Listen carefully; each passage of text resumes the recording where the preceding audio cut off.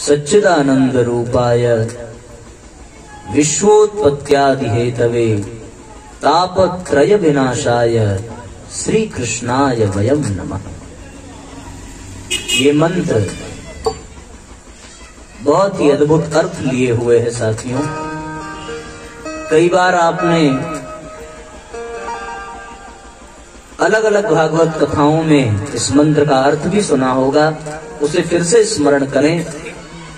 ये श्लोक जिसमें भगवान के स्वरूप, भगवान के सामर्थ्य और भगवान के सामर्थ्य के साथ साथ भगवान के स्वभाव का भी वर्णन करता है, जिसकी कथा सुनने के लिए हम सब यहाँ एकत्रित हुए हैं, उससे परिचय तो होना आवश्यक है। बिना परिचय के आपको वो आनंद नहीं आएगा। यहाँ पर कथा सुनने के लिए एकत्रित हुए हैं और जिसकी कथा सुन रहे हैं उसके सामर्थ्य को हम न जाने, उसके स्वरूप को हम न जाने, उसके स्वभाव को हम न जाने, तो फिर कथा सुनने का मन करेगा क्या? थोड़ी बहुत जानकारी है कि चलो कोई कृष्ण था, नंद का लाला, और वो मथुरा में जन्म लेता है, गोकुल में पलता है, बड़ा होता है, कुरुक्षेत्र में महाभारत की व्यवस्था करता है, आदि आदि बातें संक्षेप में कुछ जानकारी है। तो हम लोग उस थोड़ी सी जानकारी को साथ लेकर के यहाँ पर सुनने चले आते हैं, पर आनंद तब आएगा जब पूरी तरह से पता हो कि जिसकी हम कथा सुन रहे हैं उसका स्वरूप कैसा है, उसका स्वभाव कैसा है और उसका सामर्थ्य कैसा है। तो जिस श्लोक का हम सभी ने अभी उच्चारण किया, ये श्लोक भगवान के स्वरूप, भगवान के स्वभाव, भगवान के सामर्थ्य का वर्णन करता है। भगवान का स्वरूप कैसा है? सच्चिदानंद रूपाय। भगवान का रूप कैसा है? सत्य चित्त आनंद से भरा हुआ। भगवान का सामर्थ्य कैसा है? विश्वोत्पत्त्यादि हेतवे।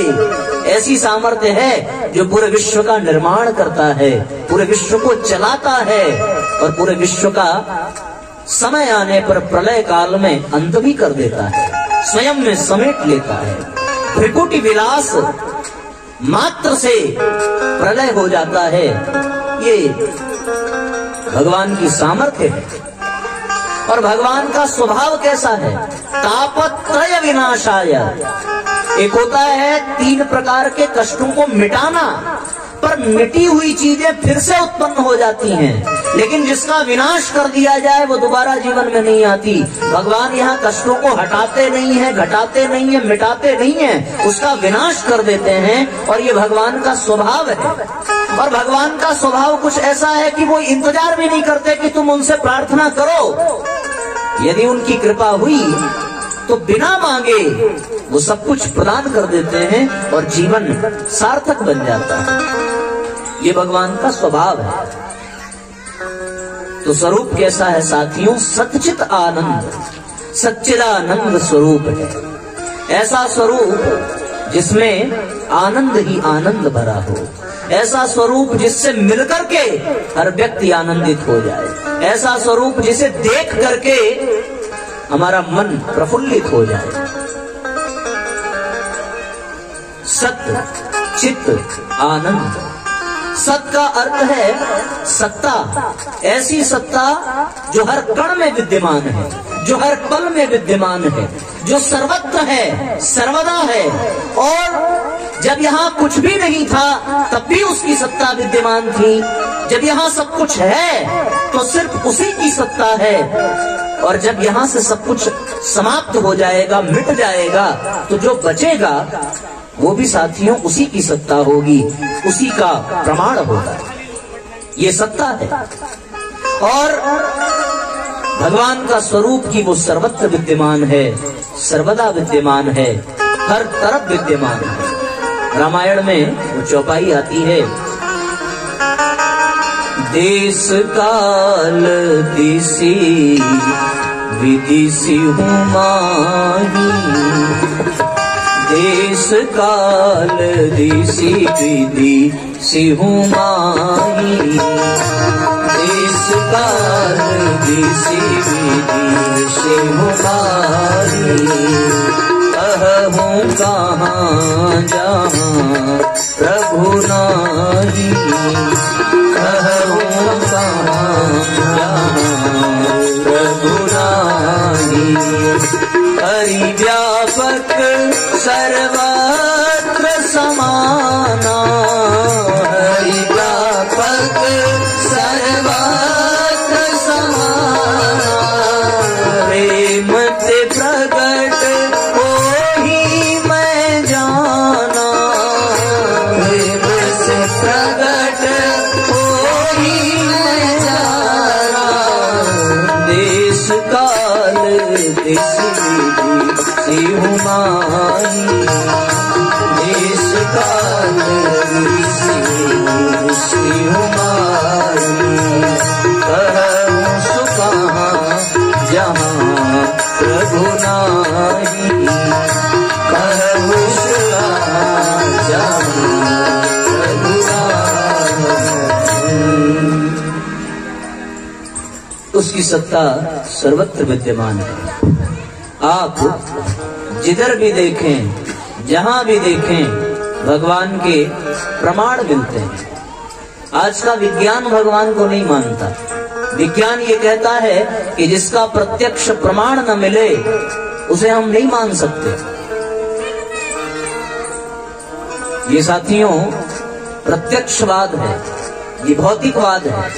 और परम पूज्य गुरुदेव ने अपने साहित्यों में लिखा है कि आज वर्तमान में समाज में जितनी भी समस्याएं हैं, उन समस्याओं का कारण यही प्रत्यक्षवाद है, उन समस्याओं का कारण यही भौतिकवाद है, उन समस्याओं का कारण यही है कि हमने ये मानना छोड़ दिया कि भगवान हर कण में है। हम ये जानते तो हैं, ये सुना भी है कथाओं में कि भगवान हर पल में है, हर क्षण में है, हर कण में है, लेकिन हम ये मान नहीं पाते। आप कल्पना करके देखो, यदि हम ये मान लें कि भगवान हर पल है, हर जगह है, तो क्या हम कोई तुच्छ कर्म कर पाएंगे? कर्म करना तो दूर साथियों, हम कोई अचिंत्य चिंतन भी नहीं कर पाएंगे, हम कोई अभद्र व्यवहार भी नहीं कर पाएंगे। अरे स्कूल के विद्यालय के सामने विद्यार्थी कोई अभद्र व्यवहार करने से बचना चाहता है, उसको अपने उस विद्यालय के मास्टर से भय रहता है। अपने माँ बाप यदि खड़े हो तो वो बच्चा अनुशासन में रहेगा, भले माँ बाप के हट जाने पर उसके अंदर का बचपना जाग जाए और वो शरारत करने लगे। पर साथियों क्या हुआ? अच्छा, तो मैं निवेदन कर रहा था कि वो अपने अभिभावक के सामने बिल्कुल अनुशासित रहता है। तो जो मास्टर के सामने अनुशासित रहे, अभिभावक के सामने अनुशासित रहे, आप कल्पना करके देखो, जो व्यक्ति ये मान ले कि भगवान हर कण में है, हर जगह है, तो क्या वो अनुशासित नहीं रहेगा? क्या फिर वो कोई गलत काम कर पाएगा? क्या वो कभी झूठ बोल पाएगा? क्या वो कभी किसी की निंदा कर पाएगा? क्या वो कभी किसी से झगड़ा कर पाएगा? क्या वो किसी को गालियां दे पाएगा? कभी दे नहीं सकता। क्या वो किसी के ऊपर हाथ उठा सकता है? कभी उठा नहीं सकता। फिर इस दुनिया में साथियों न भ्रष्टाचार होगा, न आतंकवाद होगा, न ईर्ष्या होगी, न द्वेष होगा। बस ये एक छोटा सा सूत्र जीवन में उतर जाए, इतना भर कि भगवान हमें हर पल देख रहा है, भगवान हमारे साथ है। और ये भागवत हम लोग सुन रहे हैं तो इस बात का प्रमाण हमें मिलता है कि वास्तव में भगवान हर कण में है। याद करो प्रहलाद के जीवन की वो घटना, जब प्रहलाद ने हिरण्यकश्यप को, अपने पिता को भगवान मानने से इनकार कर दिया था। और हिरण्यकश्यप ने प्रहलाद से कहा था कि यदि तेरे लिए मैं भगवान नहीं हूं तो तू किसे भगवान मानता है? उन्होंने कहा था कि भगवान तो विष्णु हैं, वो जिन्होंने इस सृष्टि की रचना की है, जो इस सृष्टि का संचालन कर रहे हैं, जिनके इशारे पर ये सृष्टि चल रही है, तो भगवान तो वो है। पूछा था कि कहाँ है तुम्हारा भगवान? प्रहलाद ने कहा था कि कहां नहीं है हमारा भगवान। क्रोध में था, क्रोधात भवति सम्मोहः, सम्मोहात स्मृत विभ्रमः। क्रोध में था, विवेक मर चुका था। पूछा इस खंबे में भी तुम्हारा भगवान है क्या? बड़ी सुंदरता से जवाब दिया था, क्या ये खंभा इस दुनिया से बाहर है? यदि ये खंभा इस दुनिया में है और इस दुनिया को बनाने वाला वो है, तो इस खंभे में भी विद्यमान होगा। और यहीं पर आकर के साथियों विज्ञान को झुक जाना पड़ता है, क्योंकि यहाँ पर विज्ञान की सोच, विज्ञान की क्षमता, प्रत्यक्षवाद के विचार रुक जाते हैं, समाप्त हो जाते हैं। और तब यहाँ से ईश्वरवाद, अध्यात्मवाद, श्रद्धा, भक्ति आदि के विषय प्रारंभ होते हैं। क्रोधित हिरण्यकश्यप ने खंभे पर प्रहार किया था और भगवान ने ये प्रमाणित किया कि मैं हर कण में हूँ, हर क्षण में हूँ। नरसिंह का अवतार लेकर के खंभे को तोड़ करके वहां पर भगवान का प्राकट्य हुआ।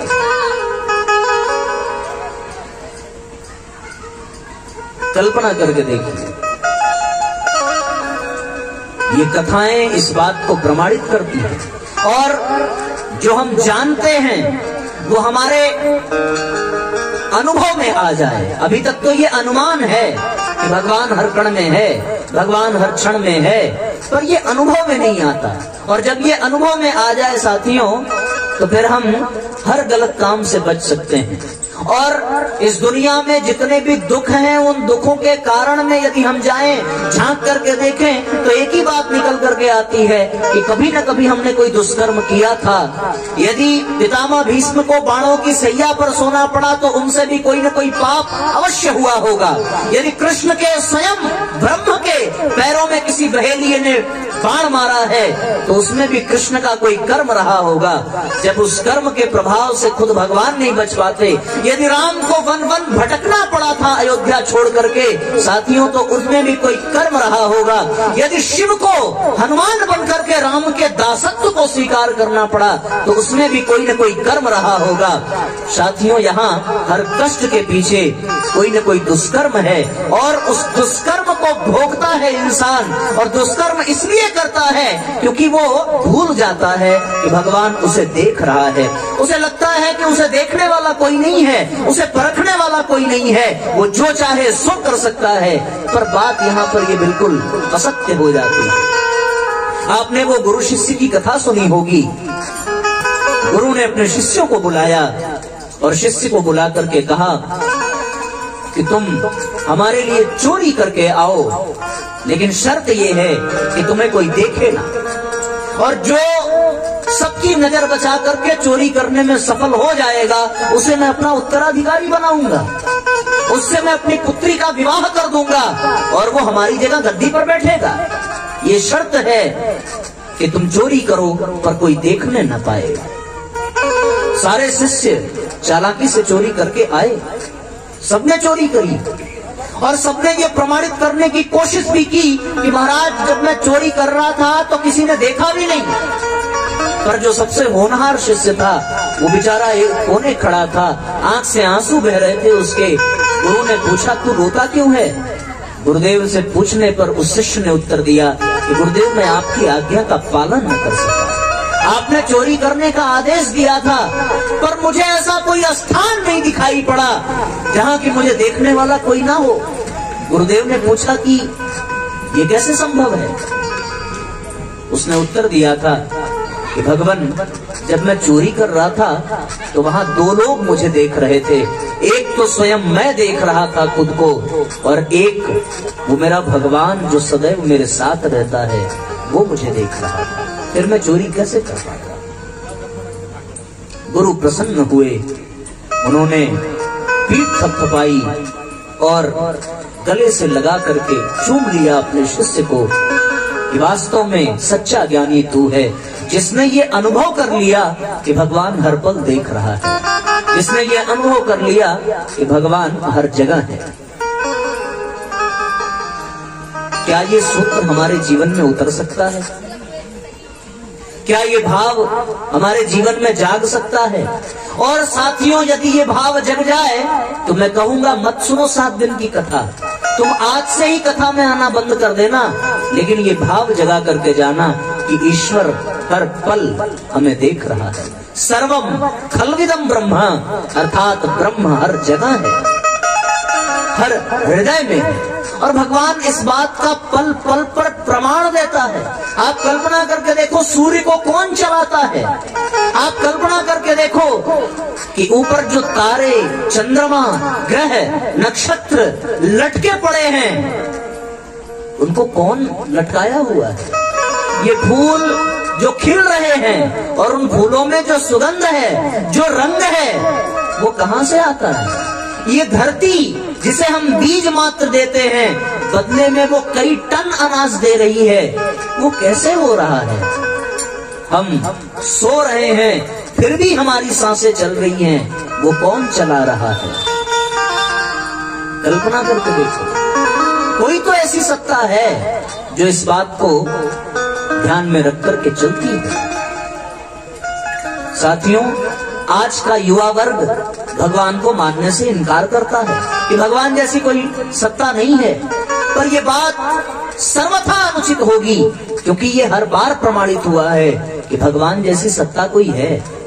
यदि ये मंदिर बना है तो इसे बनाने वाला कोई तो रहा होगा, खुद से तो ये बनेगा नहीं, बिना किसी कारण के कोई कार्य हो नहीं सकता। तो जिस प्रकार इस मंदिर को बनाने वाला कोई है, उसी तरह साथियों इस दुनिया को भी बनाने वाला कोई है। अब तो ये अपने आप से पूछना पड़ेगा कि वो कौन है।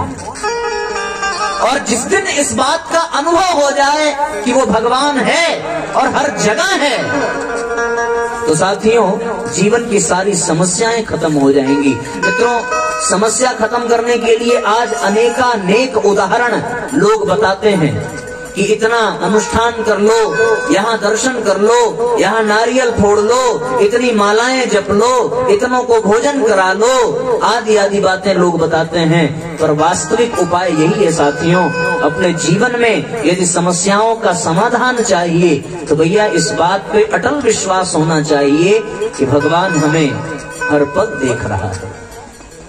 और कथाओं में हम जाते भी हैं तो सिर्फ इसी बात के लिए जाते हैं साथियों कि हमारा जो अनुमान है भगवान के प्रति, वो अनुमान अनुभव बन जाए, और ये विश्वास जो हमने कहीं सुना था, कहीं अनुभव किया था, वो अब फिर से अटल हो जाए कि सच में भगवान हर पल हमें देख रहा है, हम भगवान को अनुभव कर सकें।